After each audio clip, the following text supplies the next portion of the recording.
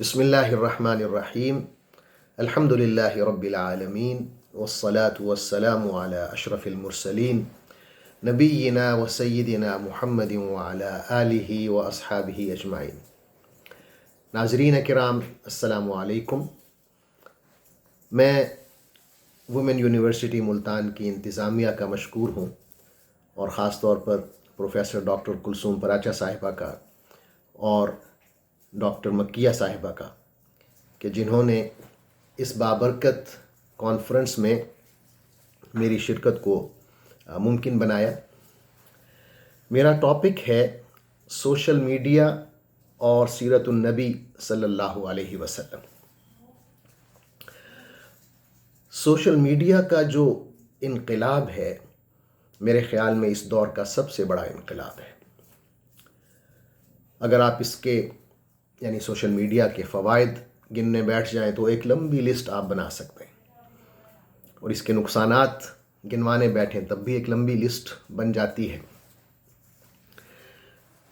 اس حوالے سے social media کے حوالے سے ہمارا مسئلہ یہ ہے کہ ہم کس طرح اتنے بڑے میڈیا کو اخلاقی بنیادوں پر استعمال کریں۔ جب ہم اخلاقی بنیادیں کہتے ہیں تو پھر ذہن میں یہ بات بھی آتی ہے کہ ہمارے اخلاق کی بنیادیں کیا ہیں، کیونکہ اگر آپ 70 کی دہائی میں جائیں، 1970، تو مہذب دنیا میں، جو اپنے آپ کو مہذب کہتے ہیں، وہاں پر یہ جو بیماریاں ہیں، ہم جنس پرستی یا قوم لوط کا عمل، 30-40 سال پہلے 70 کی دہائی میں، 80 کی دہائی میں یہ بہت گھناؤنے اور سنگین اعمال اور جرائم شمار ہوتے تھے۔ پھر یوں ہوا کہ 80 کے دہائی کے آخر میں اور 90 کی دہائی کے شروع میں لوگوں نے یہ کام کرنا شروع کر دیا، اور ان کی جو قانون ساز اسمبلیاں تھیں، انہوں نے قانونی طور پر اس کی اجازت دے دی۔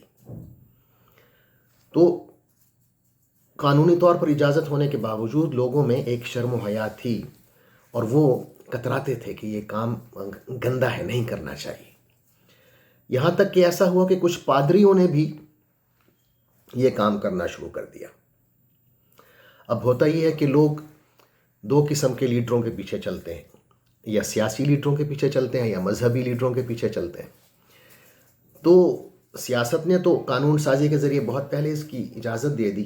اب جو مذہبی لیڈروں نے یہ کام شروع کیا، پادریوں نے، تو لوگوں نے سمجھا کہ یہ بالکل نارمل ہے، تو انہوں نے بھی شروع کر دیا۔ آج کل آپ دیکھیں یورپ میں، امریکہ میں، تو یہ جو بدفعلی ہے، نہ صرف یہ کہ نارمل ہے، بلکہ اگر آپ اس کے خلاف بولیں تو آپ پر مقدمہ ہو سکتا ہے۔ تو سوال یہ ہے کہ یہ جو ہمارے اخلاق کی بنیادیں ہیں، یہ کیا ہے؟ کون فیصلہ کرے؟ یعنی کوئی ایسی اتھارٹی ہونی چاہیے کہ جو کہے کہ یہ جو عمل ہے یہ اچھا ہے، اور یہ قیامت تک اچھا رہے گا، اور یہ جو عمل ہے یہ برا ہے، اور یہ قیامت تک برا رہے گا۔ کون فیصلہ کرے گا اس کا؟ دراصل یہی سوال ایک صحابی نے رسول اللہ صلی اللہ علیہ وسلم سے کیا۔ انہوں نے کہا کہ یا رسول اللہ، اچھائی کیا ہے اور برائی کیا ہے؟ آپ صلی اللہ علیہ وسلم نے فرمایا، البر حسن الخلق والاثم ما حاک فی صدرک وکرہت ان یطلع علیہ الناس، کہ نیکی جو ہے وہ تو اچھے اخلاق کا نام ہے، اور برائی وہ ہے جو تمہارے دل میں کھٹکے اور تم یہ بات نہ پسند کرو کہ تم نے جو کام کیا ہے کسی کو اس کا پتہ چلے، یعنی تم اس کو چھپانا چاہو، اپنے تک محدود رکھنا چاہو۔ اب یہ جو ہم ایسی ویب سائٹس پر جاتے ہیں جہاں پر جانا ہمارے اسلامی اخلاق کے منافی ہے، جب ہم ان ویب سائٹس پر جاتے ہیں، وزٹ کرتے ہیں، تو بعد میں دل میں ایک فیلنگ آتی ہے کہ یار میں یہ جو ہسٹری ہے اس کو ڈیلیٹ کر دوں، یہ جو فیلنگ ہے نا جو دل میں آ رہی ہے کہ میں ہسٹری ڈیلیٹ کر دوں، حضور صلی اللہ علیہ وسلم اسی فیلنگ کی بات کر رہے ہیں کہ جب آپ کے دل میں یہ بات آئے کہ آپ نے جو حرکت کی ہے اس کا کسی کو پتہ نہ چلے، تو پھر سمجھ لو کہ یہ جو کام آپ نے کیا ہے یہ برا تھا، اخلاق کی حد سے گرا ہوا تھا۔ حضور اکرم صلی اللہ علیہ وسلم نے ایک حدیث میں ایسی بات فرمائی ہے کہ جو میرے خیال میں صرف اور صرف آج کے زمانے پر لاگو ہوتی ہے۔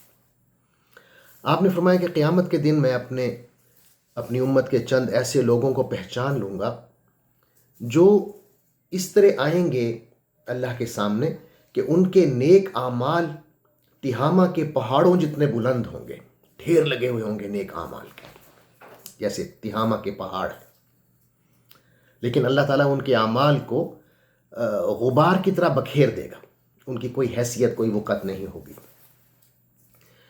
تو جو صحابی اس حدیث کے راوی ہیں حضرت ثوبان رضی اللہ عنہ، وہ کہتے ہیں کہ میں نے عرض کیا کہ یا رسول اللہ ہمیں ان لوگوں کی نشانی بتائیں تاکہ ہم نادانی میں ان میں شامل نہ ہو جائیں۔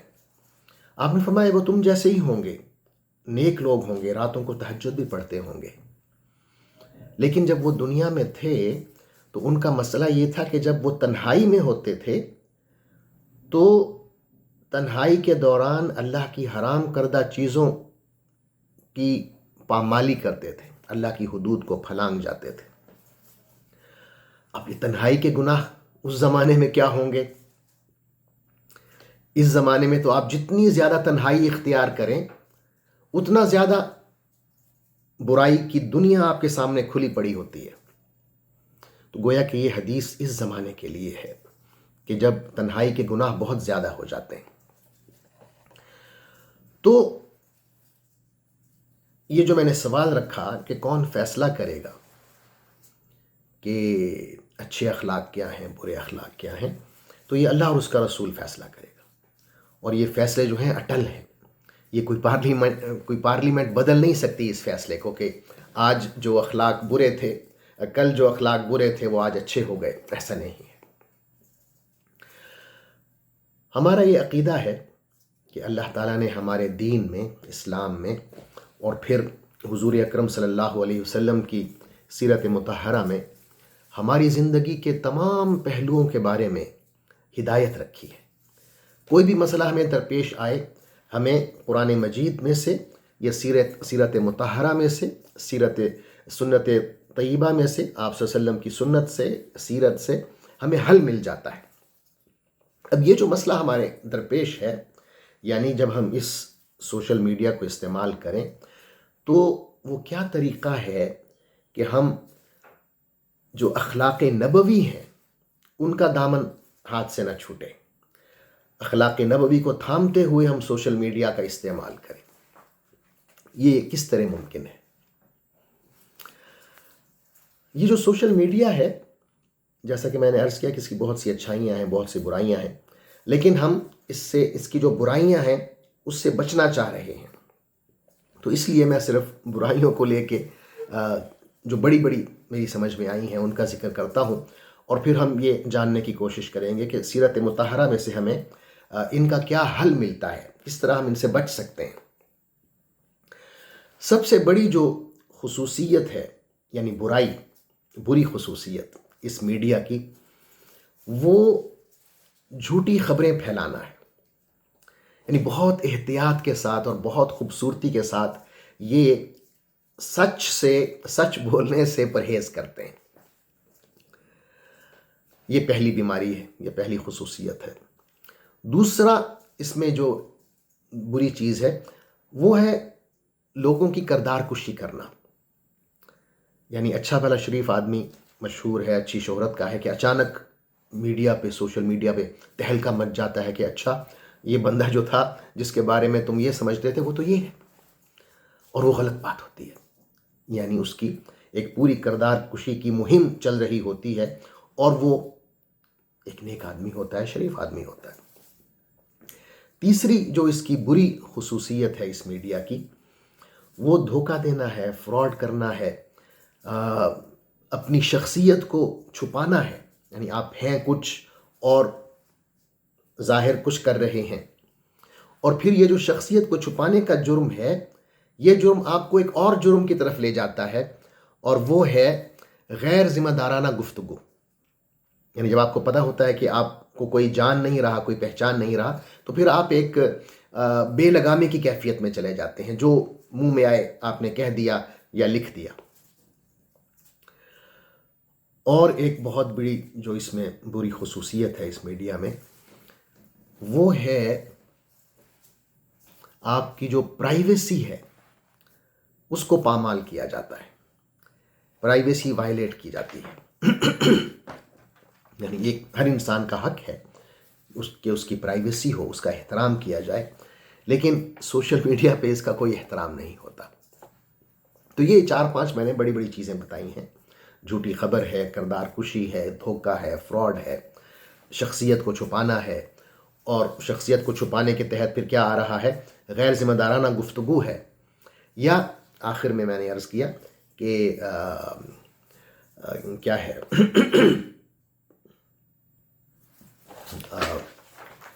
میموری جواب دے رہی ہے، ہاں، پرائیویسی کی پامالی یا وائلیشن کرنا.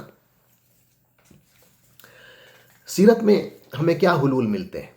حضور اکرم صلی اللہ علیہ وسلم نے یہ جو میں نے سوشل بیماریاں گنوائی ہیں، سوشل کیا کہنا چاہیے، ایک برائیاں ہی ہیں، ان کا کس طرح حضور اکرم صلی اللہ علیہ وسلم نے ہمیں حل عطا کیا ہے.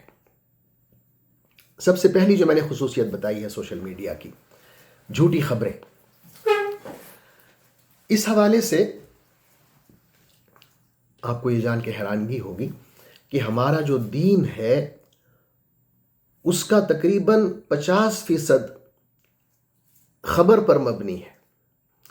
یعنی حدیث کا جتنا بھی ذخیرہ ہے، احادیث کا، وہ بنیادی طور پر روایت پر مبنی ہے نا. اور روایت کیا ہے؟ خبر ہے. اگر وہ خبر صحیح ہے، سچی ہے، تو حدیث صحیح ہے. اگر اس خبر میں جھوٹ شامل ہو جاتا ہے تو وہ حدیث موضوع بن جاتی ہے، من گھڑت بن جاتی ہے، ضعیف ہو جاتی ہے. قرآن مجید کی 49ویں سورت ہے سورہ حجرات، اس کی 6 آیت ہے. فرمایا یا ایھا الذین آمنوا ان جاءکم فاسق بنبأ فتبینوا ان تصیبوا قوما بجہالۃ، کہ اے ایمان والو، اگر کوئی فاسق تمہارے پاس کوئی خبر لے کر آتا ہے تو پہلے تحقیق کر لیا کرو. کہیں ایسا نہ ہو کہ نادانی میں تم اس کو تکلیف پہنچا بیٹھو اور بعد میں پچھتاتے رہو کہ تمہیں غلط خبر پر عمل کیا ہے. حضور صلی اللہ علیہ وسلم نے ایک شخص کو بھیجا کسی قبیلے میں کہ جائے اور زکوٰۃ اکٹھی کر کے لائے. جب قبیلے والوں کو پتہ چلا کہ آپ صلی اللہ علیہ وسلم کا ایلچی آ رہا ہے تو وہ احتراماً باہر نکلے، جو شاہراہ تھی وہاں پر آ گئے. تو اس شخص نے جب دور سے دیکھا کہ لوگ اکٹھے ہو گئے ہیں تو اس نے سمجھا کہ غالباً یہ مجھ پر حملہ کرنے لگے ہیں، تو واپس آ گئے. ان سے بات بھی نہیں کی، اور آ کے حضور صلی اللہ علیہ وسلم سے کہا کہ یا رسول اللہ، وہ تو جنگ پر آمادہ ہے وہ قبیلہ. آپ صلی اللہ علیہ وسلم کو غصہ آیا کہ مسلمان قبیلہ ہے اور جب زکوٰۃ دینے کی باری آئی ہے تو انہوں نے یہ حرکت کی ہے. تو آپ نے ایک فوجی دستہ بھیجا کہ جائیں اور ان کو سزا دیں. تو فوجی دستہ جب وہاں گیا تو کمانڈر نے جا کے بات کی کہ بھئی آپ نے اس طرح کیوں کیا؟ تو انہوں نے کہا کہ بھئی ہم تو رسول اللہ صلی اللہ علیہ وسلم کے ایلچی کے استقبال کے لیے اس کے احترام میں باہر آئے تھے، انہوں نے تو ہم سے بات ہی نہیں کی. تو اب یعنی آپ دیکھیں کہ ایک بہت بڑا مسئلہ کھڑا ہو سکتا تھا اگر آپ صلی اللہ علیہ وسلم اس شخص کے بات ماننے پر فوراً حملے کا حکم دے دیتے، بلکہ آپ نے ایک سمجھدار بندے کو بھیجا جو کمانڈر تھا کہ جائے اور پہلے تحقیق کرے. اور خود آپ صلی اللہ علیہ وسلم کا آپ دیکھیں پورا ماضی زندگی دیکھیں، آپ صادق اور امین کے نام سے مشہور رہے. بلکہ آپ صلی اللہ علیہ وسلم نے ایک حدیث میں تو ازراہ مذاق بھی جھوٹ بولنے سے منع فرمایا ہے. ایک حدیث میں آپ نے فرمایا کہ میں اس شخص کے لیے جنت میں ایک گھر کی ضمانت دیتا ہوں جو جھوٹ بولنا چھوڑ دے، خواہ ازراہ مذاق ہی کیوں نہ ہو. تو یہ پہلا جو مسئلہ ہے اس کا حل ہے ہماری سیرت سے. دوسرا ہے کردار کشی، کسی پر بہتان لگا دینا، غیبت کرنا، چغل خوری کرنا، الزام لگا دینا۔ جب یہ آیت نازل ہوئی سورۃ حجرات کی، وَلَا يَغْتَبْ بَعْضُكُمْ بَعْضًا، کہ تم میں سے کوئی کسی کی غیبت نہ کرے، تو ایک صحابی نے پوچھا کہ یا رسول اللہ، اگر میں کسی مسلمان کے بارے میں کوئی ایسی بات کرتا ہوں جو واقعی اس میں موجود ہے، میں سچ بولتا ہوں، جھوٹ نہیں بولتا، تو کیا یہ بھی غیبت ہے؟ تو آپ نے فرمایا کہ یہی تو غیبت ہے۔ اگر آپ جھوٹ بولیں گے تو وہ غیبت نہیں ہے، وہ بہتان ہے، وہ الزام تراشی ہے، وہ بھی حرام ہے، یہ بھی حرام ہے، غیبت بھی حرام ہے۔ غیبت سچ ہوتا ہے اور بہتان جھوٹ ہوتا ہے، لیکن دونوں گناہ میں برابر ہیں، دونوں حرام ہیں۔ پھر میں نے عرض کیا کہ بعض لوگ یعنی دھوکہ تو دیتے ہی ہیں، فراڈ تو کرتے ہی ہیں، لیکن پرسنالٹی میں وہ چینج لے آتے ہیں، شخصیت کو چھپاتے ہیں۔ انسان بوڑھا ہے تو وہ جوان بن کے بیٹھا ہوا ہے، اس طرح کا میک اپ کر کے، تصویروں کو فلٹر کر کے۔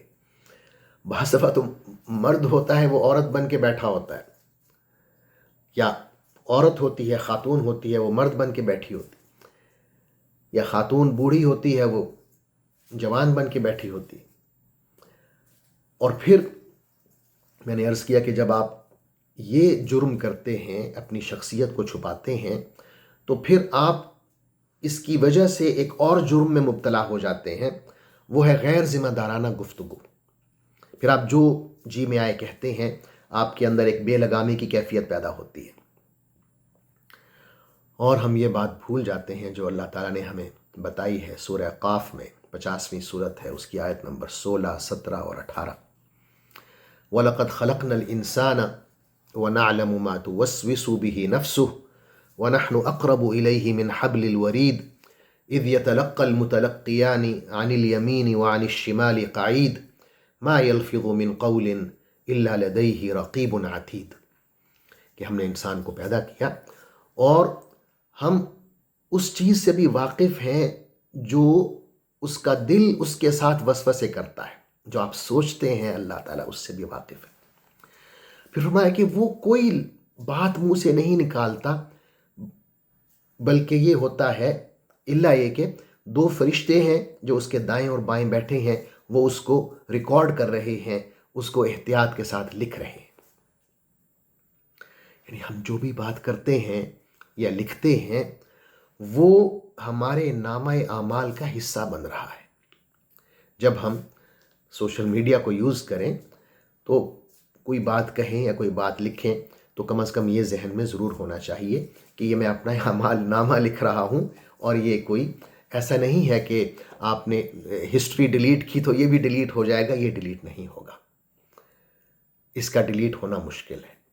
ہاں، ایک حل ہے جو اللہ نے خود بتایا ہے کہ اگر آپ توبہ کر لیں سچے دل سے، تو پھر اللہ کی کتاب سے بھی وہ ساری کی ساری جو آپ نے حرکتیں کی ہیں، کرتوت کیے ہیں، وہ ڈیلیٹ ہو سکتے ہیں۔ یعنی دروازہ بند نہیں ہوا توبہ کا۔ اللہ تعالیٰ فرماتے ہیں کہ جب تک آپ کی جان یہاں تک نہیں آ جاتی، حلق تک، اس وقت تک توبہ کا دروازہ کھلا ہے، اللہ تعالیٰ معاف کرنے کو تیار بیٹھا ہوا ہے۔ ہاں، ایک اور اس میں بہت بری خصلت ہے اس میڈیا میں جو میں غالباً بھول گیا، وہ یہ ہے کہ اس میں نفرت انگیزی پھیلائی جاتی ہے۔ یعنی کردار کشی تو ہے ہی، لیکن ایسی ایسی سٹیٹسمنٹ دی جاتی ہیں، ایک یا تو انفرادی طور پہ ایک بندہ بیٹھا ہوا ہے، وہ دوسرے بندے کے خلاف بول رہا ہے، یا اجتماعی طور پر ایک پارٹی ہے، سیاسی پارٹی، وہ دوسری سیاسی پارٹی کے خلاف بولے جا رہی ہے، لکھے جا رہی ہے، یا ایک مذہبی جماعت ہے، وہ دوسری مذہبی کی جماعت کے خلاف بولے جا رہی ہے۔ ایک نفرت کریٹ کی جا رہی ہے، نفرت انگیزی پھیلائی جا رہی ہے، اور اس کی جو وجہ ہے وہ ہمارے اندر امت کا جو تصور ہے اس کا کمزور ہونا ہے۔ ہمارے اندر سے امت کا تصور نکلتا جا رہا ہے۔ آپ صلی اللہ علیہ وسلم کا فرمان، لا یؤمن احدکم حتی یحب لاخیہ ما یحب لنفسہ، کہ تم میں سے وہ اس وقت تک کوئی شخص مومن ہی نہیں ہو سکتا جب تک کہ وہ اپنے بھائی کے لیے بھی وہی پسند نہ کرے جو اپنے لیے پسند کرتا ہے۔ یا آپ صلی اللہ علیہ وسلم کا فرمان، المسلم من سلم المسلمون من لسانه و یدہ، کہ مسلمان تو در حقیقت میں وہ ہے کہ جس کے ہاتھ سے اور جس کی زبان سے دیگر مسلمان محفوظ ہیں۔ تو جب تک یہ تصور ہمیں دوبارہ نہیں حاصل ہوتا، ہم اس طرح کی نفرت انگیزیاں پھیلاتے رہیں گے۔ اور آخر میں جو میں نے عرض کی وہ ہے پرائیویسی کی وائلیشن۔ پرائیویسی ہر مسلمان کا حق ہے، ہر انسان کا حق ہے، اور سچی بات ہے کہ یہ میاں بیوی کے درمیان بھی ہوتی ہے پرائیویسی۔ میں بہت عرصہ اس کنفیوژن میں رہا کہ اللہ تعالیٰ نے میاں بیوی کا جو رشتہ ہے اس کو لباس کا نام دیا ہے، تو کیا ان کے درمیان بھی پرائیویسی ہونی چاہیے؟ اور بہت مطالعے کے بعد میں اس نتیجے پہ پہنچا کہ ہاں، میاں بیوی کو کہ ایک دوسرے کے لیے لباس ہیں، لیکن ان کے درمیان بھی کسی درجے تک پرائیویسی ہونی چاہیے۔ حضور اکرم صلی اللہ علیہ وسلم نے ایک مقام پر ارشاد فرمایا کہ اگر کوئی شخص کسی کے گھر میں جھانکتا ہے بغیر اجازت کے، اور وہ گھر والے جو ہیں کوئی چیز مار کے اس کی آنکھ پھوڑ دیتے ہیں، تو گھر والوں پر نہ کوئی قصاص ہے نہ کوئی دیت ہے۔ اب دیکھیں انسان کی آنکھ جو ہے کتنی اس کا قیمتی اثاثہ ہے، اور قرآن مجید میں سورہ مائدہ میں اللہ تعالیٰ فرما رہے ہیں وَكَتَبْنَا عَلَيْهِمْ فِيهَا أَنَّ النَّفْسَ بِالنَّفْسِ وَالْعَيْنَ بِالْعَيْنِ وَالْأَنْفَ بِالْأَنْفِ، کہ ہم نے ان پر لکھا کتاب کے اندر کہ جان کے بدلے جان ہوگی، آنکھ کے بدلے آنکھ ہوگی، کان کے بدلے کان۔ قصاص کا ذکر ہو رہا ہے، لیکن حضور صلی اللہ علیہ وسلم اس حدیث کے ذریعے اس آیت کی تشریح فرما رہے ہیں، اس کی تخصیص فرما رہے ہیں کہ اگر کوئی یہ حرکت کرے گا اور اس کے دوران اپنی آنکھ گنوا بیٹھے گا تو پھر آنکھ پھوڑنے والے جو ہیں ان پر کوئی قصور نہیں ہے، ان پر کوئی گرفت نہیں ہے، کوئی قصاص اور دیت کا ان سے مطالبہ نہیں ہوگا۔ لیکن یہاں پہ جس بات سے افسوس ہوتا ہے وہ یہ ہے کہ بعض لوگ از خود والنٹیریلی اپنی پرائیویسی پامال کرتے ہیں، اپنی تصویریں، اپنے بیویوں کی تصویریں، بچوں کی تصویریں سوشل میڈیا پر اپلوڈ کر دیتے ہیں۔ یعنی بے حجابی کا گناہ تو اپنی جگہ کمایا، لیکن ایک اور وہ خطرہ مول لیتے ہیں، بلکہ دو قسم کے خطرے مول لیتے ہیں۔ ایک تو ہے نظر بد لگنے کا، جب آپ اپنے پیارے بچوں کی تصویریں لگائیں گے اور ان کے جو کارہائے نمایاں ہیں، کارنامے ہیں، اسکول کے حوالے سے، ایکسٹرا کریکولر ایکٹیویٹیز کے حوالے سے، تو لازماً نظر بد لگے گی، اور نظر بد حق ہے حدیث کے مطابق۔ یہ پہلا آپ کو نقصان ہو سکتا ہے۔ دوسرا نقصان وہ ہے ایسا جرم جو اس وقت پاکستان میں کافی پھیل چکا ہے، وہ ہے اغوا برائے تاوان۔ یعنی جب آپ اپنی انفارمیشن دیتے ہیں بچوں کے حوالے سے، گھر والوں کے حوالے سے، تو اس میں از خود اور بھی بہت سی انفارمیشن آپ پرووائڈ کر دیتے ہیں ان لوگوں تک جن کے ہاتھوں میں یہ معلومات نہیں پہنچنی چاہیے، اور پھر وہ موقع کی تلاش میں رہتے ہیں اور اس جرم میں وہ کامیاب ہو جاتے ہیں، اغوا برائے تاوان کے۔ تو ہمیں بہت محتاط رہنا چاہیے اس میڈیا کو استعمال کرنے کے حوالے سے۔ خلاصہ کلام یہ ہے کہ جب ہم یہ میڈیا استعمال کریں تو وہ مواد استعمال کریں جو خیر خواہی پر مبنی ہوں، دشمنی پر مبنی نہ ہوں، بدتمیزی پر، جھوٹ پر مبنی نہ ہوں۔ اور دوسری بات یہ ہے کہ ہم جو بھی اس میڈیا پہ بات کہیں یا لکھیں وہ یہ یقین کے ساتھ لکھیں، اس یقین کے ساتھ کہ میں دراصل اپنا نامہ اعمال لکھ رہا ہوں، یہ ڈیلیٹ نہیں ہوگا۔ ہسٹری ڈیلیٹ کرنے سے یہ باتیں جو میں نے لکھی ہیں یا کہی ہیں یہ ڈیلیٹ نہیں ہوں گی اگر اللہ اور اس کے رسول کے نزدیک قابل اعتراض باتیں ہیں۔ آپ کی سماعتوں کا بہت شکریہ۔ والسلام علیکم ورحمۃ اللہ وبرکاتہ۔